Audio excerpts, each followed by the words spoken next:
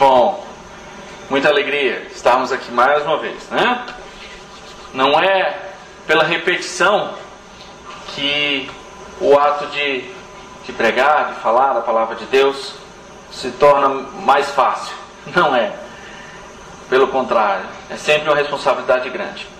Não é o local, não é necessariamente o número de pessoas, mas é a responsabilidade de trazer a palavra de Deus. Nós estamos falando, esse é o nosso quarto sermão, que nós estamos falando sobre proteção para os cristãos. Proteção. Esse é o quarta parte. Os irmãos e as irmãs que por um motivo ou outro não viram todos eles, e nossos estudos estão em duas plataformas diferentes, né? Uma no YouTube e uma no Multiplay, né? Quem precisar dos endereços é só falar comigo, com o Maurício. Nós temos endereço, alguns irmãos já receberam. Hoje é a parte 4 dos nossos estudos, e vamos estar falando sobre o escudo da fé. Claro que nós estamos falando sobre Efésios, né? Capítulo 6 de Efésios, e nós vamos estar falando sobre o escudo. Os irmãos devem ter notado que nós sempre estamos construindo no que foi falado nos domingos anteriores. Então alguns dos slides, inclusive, a gente faz questão de repetir para afirmar, e porque o texto necessariamente ele é um texto completo em si mesmo, né? Eu tenho aconselhado, tenho pedido que a gente leia a carta de Efésios, leia especificamente o capítulo 6. É uma carta absolutamente preciosa, né? Tem mensagem para nós. Nós costumamos dizer que assim, se nós pudéssemos obedecer tudo que está lá escrito, pudéssemos entender e viver tudo que está lá escrito em Efésios, já estava bom demais. Assim como se nós pudéssemos viver e obedecer tudo que está lá em Romanos, em Hebreus, na carta de Tiago, na epístola de João e assim por diante, né? Mas vamos estar estudando hoje especificamente sobre mais uma partezinha do capítulo 6 do livro de Efésios. Pedi que os irmãos abram as Bíblias em Efésios 6, abram ou liguem as Bíblias em Efésios 6. Nós vamos estar projetando, mas eu queria que vocês tivessem com a Bíblia aberta, né? Com a tecnologia de hoje, projeção, tanta coisa, às vezes a gente perde o costume de manusear a palavra de Deus, né? Não é um bom costume para se perder, viu? Não percam o costume de manusear a palavra de Deus. Aliás, tem promessa, né? Bem-aventurado o servo que maneja bem a palavra da verdade, né? Então, não vamos perder a prática. Nós já lemos diversos versículos antes. Hoje, vamos estar centrando nossa atenção no versículo 16. Vou ler e queria que os irmãos acompanhassem nas suas Bíblias. Eu vou estar lendo na versão Almeida, Revista e Atualizada, mas pode acompanhar na sua versão, como você preferir. Hoje em dia nós temos, graças a Deus, temos muitos instrumentos, né? Muitas versões. Diz assim a palavra de Deus: embraçando sempre o escudo da fé, com o qual podereis apagar todos os dardos inflamados do maligno. Gente, que versículo lindo, hein? Pense, né? Que versículo lindo. Você já fica assim, né? Dá vontade de dizer assim, ô glória, né? Fazer assim, né? Embraçando sempre o escudo da fé, com o qual podereis apagar todos os dardos inflamados do maligno. O capítulo 6 de Efésios é sensacional. Eu sou apaixonado. Eu gosto muito do pastor Márcio. O pastor Márcio tinha uma forma muito característica de dizer, né? Quando ele lia um versículo, ele dizia assim, um dos trechos mais lindos da palavra de Deus. Todo trecho que ele lesse, ele podia estar lendo um trecho que fosse, ele dizia, né? Um dos trechos mais lindos da palavra de Deus. Assim, Efésios 6 é um dos trechos mais lindos da palavra de Deus, né? E se os irmãos pararem, hoje a gente está vendo um versículo. Não é que nós estejamos estudando só um versículo, ele é uma sequência, esse é o quarto sermão, né? Mas hoje nós vamos focar nossa atenção nesse versículo. Então a gente tem o privilégio, a oportunidade de dar uma olhada mais cuidadosa em cada uma das palavras, né? Quando a gente começa esse versículo, tem logo assim algo muito interessante. O que vocês leem assim, logo no comecinho, nas duas primeiras palavras aí? Tem assim, né? Embraçando sempre. Então assim, ó, sempre. Não dá para deixar o escudo em casa. Não dá para deixar o escudo aqui na igreja e querer partir para o trabalho. Embraçando sempre. Gente, sempre. Então isso é importante, né? Então eu vou prestar atenção. Pastor, eu não prestei muita atenção nos outros 3 sermões. Não, mas nesse eu vou provar. Não, prestou sim. Que é isso, né? Esse é o 4º sermão, mas você prestou e Deus vai lembrar. Quando for preciso, Deus vai trazer à sua mente tudo que nós temos estudado. Embraçando sempre o escudo da fé. Nós vamos estudar sobre o que seria isso, o que exatamente isso representa. E aí ele diz assim, para quê? Qual é a utilidade? Né? Para quê? Com esse escudo, podereis apagar todos os dardos inflamados. Interessante essa tradução, né? Dardos inflamados. Hoje em dia, o irmão sabe o que é um dardo? Né? Curioso, na sala dos jovens lá da Asa Sul, tem inclusive um alvozinho assim, e a gente às vezes fica brincando de dardos, né? Não é isso. Os dardos inflamados aqui não são aqueles pequenos projéteis com a pontinha afiada. Não, viu, irmão? Não é disso que Paulo estava falando. Não. Quando ele falava de dardos inflamados, o que ele estava falando? Não, pastor, assim só me desarmou. Eu pensei que eram os dardos. Não são os dardos. O que são esses dardos inflamados? Se arrisca aí, quem se arrisca? Flechas. São as flechas. A palavra que ele está usando para dardo, na verdade, são as flechas, meu amigo, desse tamanho, que se pegasse, atravessava o indivíduo. Para complicar um pouquinho, os caras botavam fogo na ponta da flecha. Então assim, pense em você atingir por uma flecha com a ponta pegando fogo. Não é pouca coisa. Pense no ferimento de ser atingido por uma flecha pegando fogo. Você gostaria? Não. Então, meu irmão, minha irmã, vamos aprender a usar o escudo da fé. Porque não deve ser uma ferida simples.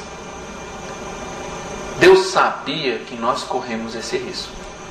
E por isso mesmo, nos ensinou a usar o escudo da fé. Não é pouca coisa. Costumo dizer que é tão fácil a gente ler assim e não entender com toda a força, com toda a clareza, a seriedade do que Deus está colocando nas nossas mãos. Deus está nos dando, meu irmão, minha irmã, a oportunidade de sabermos nos proteger contra algo muito perigoso para as nossas vidas.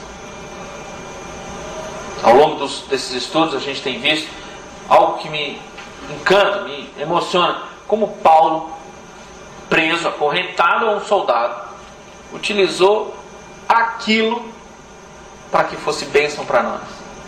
Imagino ele parado, acorrentado com aquele soldado, assim, mas como que eu posso usar esse soldado para abençoar a vida das pessoas? Já pensou? Brincadeira, né?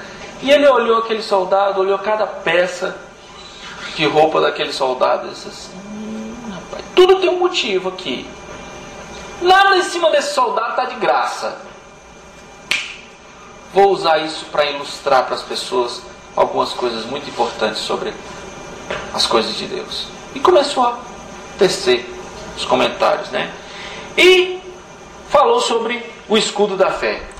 E nós vamos pensar sobre ele.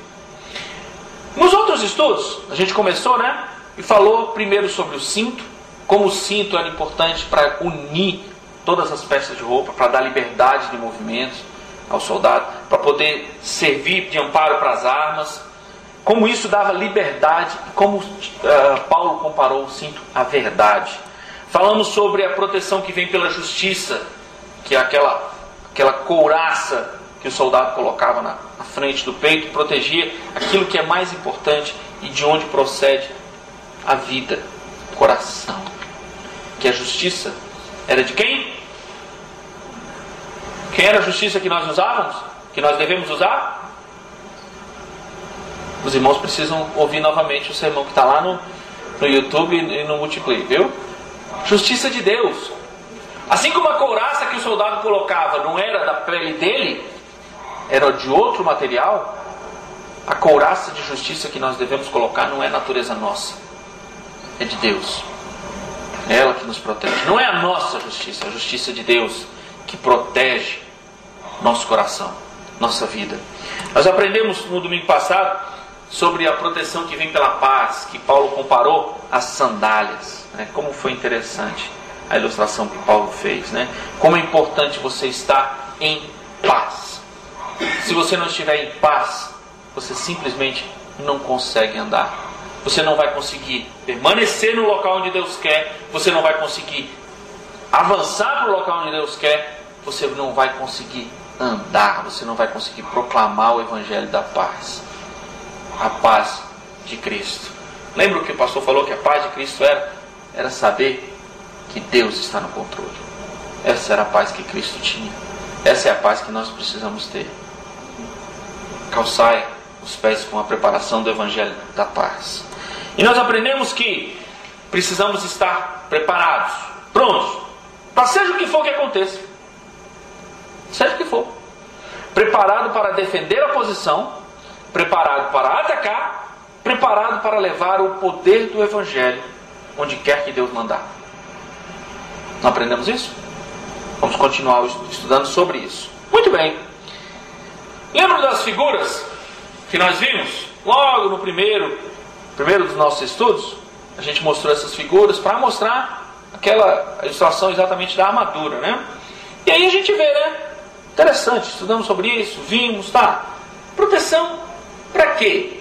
A gente está vendo aí os soldados, os dois conversando, né? Bonitos e tal, assim, né? Todo pronto, bem armado. Mas assim, para o que eles estão fazendo aí? Faz diferença estar assim ou não? Isso é uma representação assim gráfica, né? Para que então? Proteção para quê? Para que eles precisavam de tudo isso? Certamente não era para eles conversarem entre si. Certamente não era para ficar parado. Aqui era mesmo que eles precisavam de proteção. Eu tenho uma notícia para você, meu irmão e minha irmã. Você nasceu no meio de uma luta.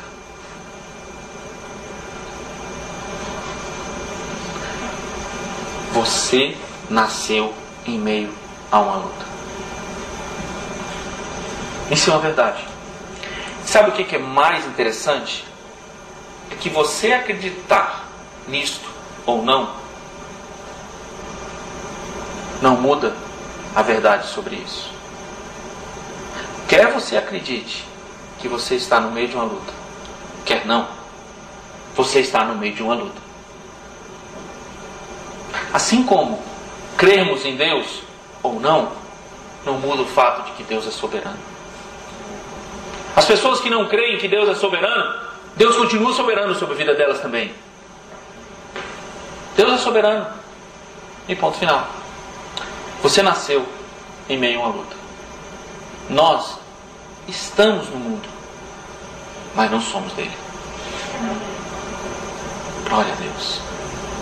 Mas nós estamos no mundo. E aqui no mundo, esse mundo, ele jaz no maligno. Nós estamos numa luta. Não é uma luta entre Deus e o mal. Não se engane. O mal já está vencido. Deus é soberano, Deus é vencedor e Deus já venceu. Mas nós estamos aqui. Tem algo muito interessante. Muitos de nós aqui, eu estou vendo, conheço, somos pais. E uma das formas mais eficazes de machucar alguém é através dos filhos.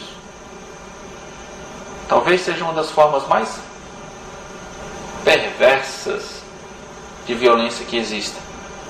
Hoje em dia, alguns homens, algumas mulheres muito poderosas têm que se proteger e proteger os seus filhos.